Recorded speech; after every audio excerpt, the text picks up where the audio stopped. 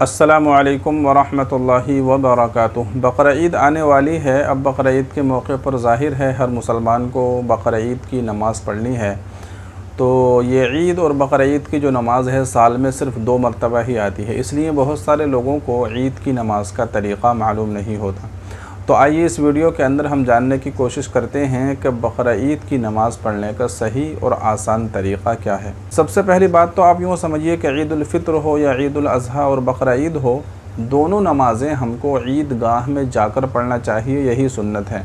आम तौर से लोग सुस्ती की वजह से, गफलत और लापरवाही की वजह से अपने मोहल्ले की मस्जिद ही में नमाज़ पढ़ लिया करते हैं, तो ये तरीक़ा बेहतर नहीं है।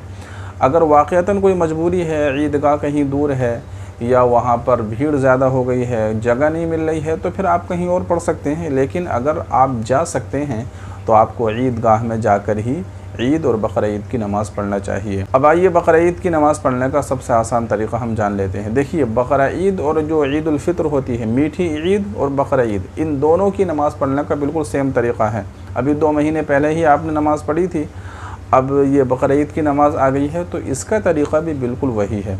तो देखिए, तरीक़ा ये है कि सबसे पहले तो आपको नियत करनी है। नियत दिल के इरादे का नाम है। दिल में आप इरादा कर लीजिए कि मैं बकरा ईद की नमाज़ पढ़ रहा हूँ, बस आपकी नियत हो गई। ज़बान से अगर आप कहना चाहें तो इस तरह कह सकते हैं कि नियत करता हूँ मैं 2 रकात नमाज वाजिब ज़ायद 6 तकबीरों के साथ, पीछे इस इमाम के रुख मेरा काबे शरीफ की तरफ, अल्लाहु अकबर। ये नियत करने के बाद में आप नियत बांध लेंगे, अल्लाहु अकबर। नियत बांधने के बाद में फिर इमाम साहब सुबहानक अल्लाहुम्मा पढ़ेंगे, आपको भी सुबहानक अल्लाहुम्मा पढ़ना है। सुबहानक अल्लाहुम्मा पढ़ने के बाद में फिर 3 तकबीरें कही जाएंगी। 2 तकबीरों में हाथ छोड़ देंगे, तीसरी तकबीर में आप हाथ बांध लेंगे। इस तरीक़े से देखिए, अल्लाहु अकबर, हाथ छोड़ देंगे, अल्लाहु अकबर, हाथ छोड़ देंगे, अल्लाहु अकबर, हाथ बांध लेंगे। फिर उसके बाद में इमाम साहब क़िरात करेंगे, अलहम्द पढ़ेंगे, सूरत मिलाएंगे। फिर उसके बाद में रुकू सजदे के साथ 1 रकात मुकम्मल हो जाएगी। फिर उसके बाद में हम दूसरी रकात में आएंगे। तो जब दूसरी रकात में सबसे पहले इमाम साहब क़िरात करेंगे, वही अलहम्द पढ़ेंगे, उसके बाद में कोई सूरत मिलाएंगे।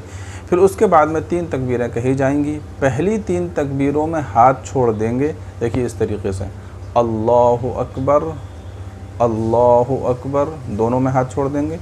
तीसरी मरतबा भी अल्लाहु अकबर, हाथ छोड़ देंगे। फिर उसके बाद में चौथी तकबीर में बग़ैर हाथ उठाए हुए, हाथ नहीं उठाएंगे, बस अल्लाहु अकबर कहकर आप रुकू में चले जाएंगे और रुकू सजदे के साथ फिर रकात मुकम्मल हो जाएगी, दोनों रकातें हो जाएंगी। तो इस तरीक़े से, आसान तरीक़े से आपकी बकरा ईद की नमाज़ मुकम्मल हो जाएगी। तो इस तरह से ईद की नमाज़ आपको पढ़नी है, इसको याद कर लीजिए। अब रहा औरतों का मसला कि औरतें बकरा ईद की नमाज़ किस तरीके से पढ़ें। तो देखिए, औरतों पर ईद और बकरा ईद की नमाज़ नहीं है, उनसे नमाज माफ़ है, और यानी उनके ऊपर कोई गुनाह नहीं है। अगर वाक़अतन वो पढ़ना चाहें, बाज़ औरतें, बाज़ ख़वातीन ये कहती हैं कि हमको पढ़ना ही है, हमें भी शौक़ है पढ़ने का। तो अगर आपको पढ़ना ही है और आपका दिल चाह रहा है ईद की नमाज़ पढ़ने का, तो ईद की नमाज़ आप ना पढ़िए, वैसे ही 2-4 रकात नफिल नमाज शुक्राने के तौर पर पढ़ लीजिए। वैसे ही नफिल नमाज की नियत करके आप पढ़ लीजिए। या फिर अगर आप चाहें तो चाश्त की नमाज़ भी आप पढ़ सकती हैं, चाश्त की नियत से भी आप पढ़ सकती हैं, ठीक है। तो बहरहाल जब आपके ऊपर नमाज है ही नहीं, तो फिर आपके लिए हुक्म यही है कि आप नमाज न पढ़ें, यानी अल्लाह तबारक व तआला की यही मर्ज़ी है, इसी में आपको सवाब मिलेगा। आपके लिए हुक्म यही है कि आप अपने घर में रहिए, कहीं मस्जिद या ईदगाह में बिल्कुल ना जाइए, अपने घर में रहिए, खाने वगैरह का इंतज़ाम कीजिए, घर की सफाई कीजिए। तो इस तरीक़े से आपको ईद की नमाज़ पढ़नी है। तो उम्मीद करता हूँ कि ईद की नमाज़ का तरीक़ा आपके समझ में आ गया होगा। इस वीडियो को ज़्यादा से ज़्यादा शेयर कीजिए। अस्सलामु अलैकुम व रहमतुल्लाहि व बरकातुहू।